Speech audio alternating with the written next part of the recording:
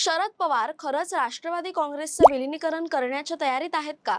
एका बाजूला काँग्रेसची चर्चा आणि दुसऱ्या बाजूला भाजप सोबत पडद्यामागे वाटाघाटी सुरू असल्याच्या चर्चा.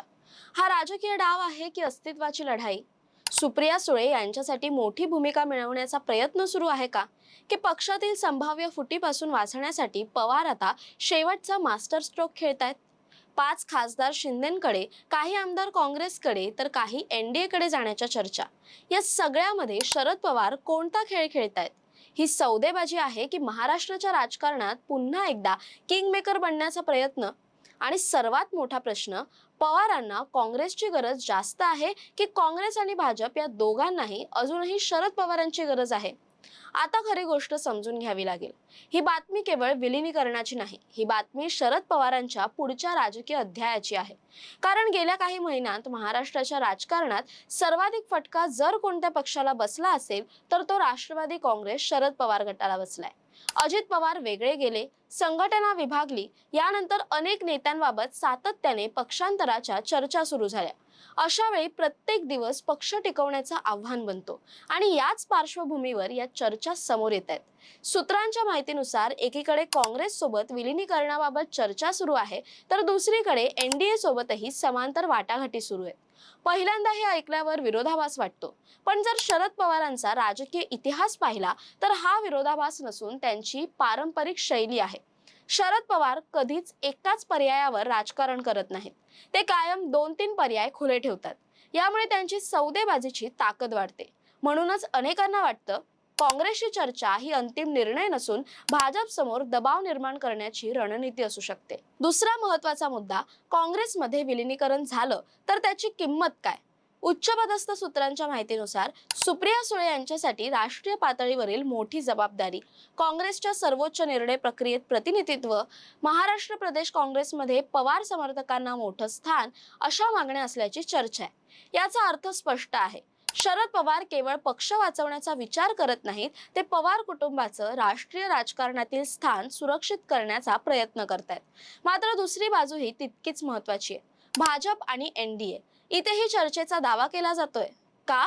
कारण भाजपलाही महाराष्ट्रात प्रत्येक जागा महत्त्वाची आहे. जर शरद पवार गटातील खासदार एनडीए मध्ये आले तर संसदेत एनडीए आणखी मजबूत होईल. म्हणूनच दोन्ही बाजू एकमेकांना तपासतायत अशी चर्चा आहे. राजकीय सूत्रांच्या माहितीनुसार या चर्चांमध्ये सुप्रिया सुळे यांच्यासाठी केंद्रीय मंत्रिपदाचाही प्रस्ताव चर्चेत असल्याचा दावा केला जातोय. आता हे प्रत्यक्षात होईल का, याचं उत्तर आज कोणाकडेही नाही. पण चर्चा इतक्या मोठ्या प्रमाणावर सुरू आहेत म्हणजे धूर आहे, आणि राजकारणात धूर उठतो म्हणजे कुठेतरी काहीतरी नक्की शिजत असतं. आता सर्वात मोठा प्रश्न, जर शरद पवारांनी काँग्रेसमध्ये विलीन होण्याचा निर्णय घेतला तर सर्व आमदार खासदार त्यांच्यासोबत जातील का? उत्तर आहे कदाचित नाही. कारण पक्षातच मतभेद असल्याच्या चर्चा आहेत. काहींना काँग्रेस योग्य वाटतं, काहींना सत्ता महत्त्वाची वाटते, तर काही जण थेट एनडीए कडे झुकलेले असल्याचं बोललं जातं. म्हणजे शरद पवार कोणताही निर्णय घेतला तरी तो सर्वांना मान्य होईल याची खात्री नाही. याच ठिकाणी पवारांची अडचण सुरू होते. आता तिसरा आणि सर्वात महत्त्वाचा राजकीय अँगल, समजा पवार काँग्रेसमध्ये गेले तर महाराष्ट्रातील विरोधी राजकारणात सर्वात मोठा नेता कोण? सुप्रिया सुळे की काँग्रेसचं विद्यमान नेतृत्व? हा संघर्ष निर्माण होणार नाही का? आणि जर एनडीए मध्ये गेले तर अजित पवार राष्ट्रवादी काँग्रेस खालोखाल त्यांना स्थान मिळेल, त्याचं काय? म्हणजे सुनेत्रा पवारांच्या नंतर शरद पवारांचं स्थान असेल ते त्यांना कसं चालणार? म्हणजे दोन्ही पर्यायांमध्ये राजकीय गुंतागुंत आहे. म्हणूनच अनेक विश्लेषक म्हणतात ही अंतिम वाटाघाटी नसून सर्वोत्तम ऑफर मिळवण्याचा खेळ आहे.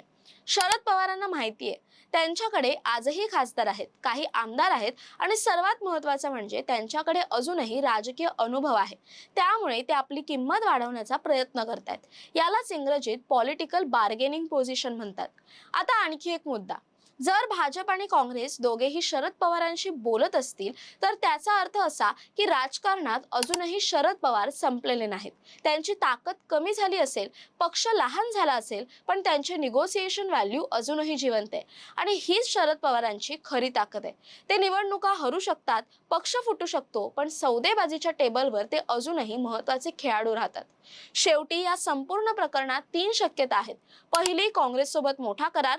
दुसरी एनडीए सोबत अनपेक्षित राजकीय समीकरण आणि तिसरी दोन्ही बाजूंशी चर्चा करून अखेरीस कोणताही निर्णय पुढे ढकलणं.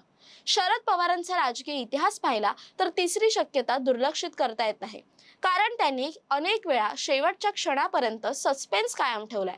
म्हणूनच सध्या निश्चित निष्कर्ष काढणं योग्य ठरणार नाही. परंतु एक गोष्ट स्पष्ट दिसते, ती म्हणजे शरद पवार आता केवळ पक्ष वाचवण्यासाठी राजकारण करत नाहीत, तर पवार कुटुंबाचं पुढील दशकातील स्थान सुरक्षित करण्यासाठी सर्व पर्याय खुले ठेवून खेळ खेळतायत. आणि त्यामुळेच महाराष्ट्राच्या राजकारणातील पुढचा सर्वात मोठा निर्णय हा काँग्रेस, भाजप किंवा राष्ट्रवादीचा नसून स्वतः शरद पवारांच्या पुढच्या चालीचा असणार आहे. दरम्यान या सर्वाबद्दल तुमचं काय मत आहे कमेंट करून नक्की कळवा.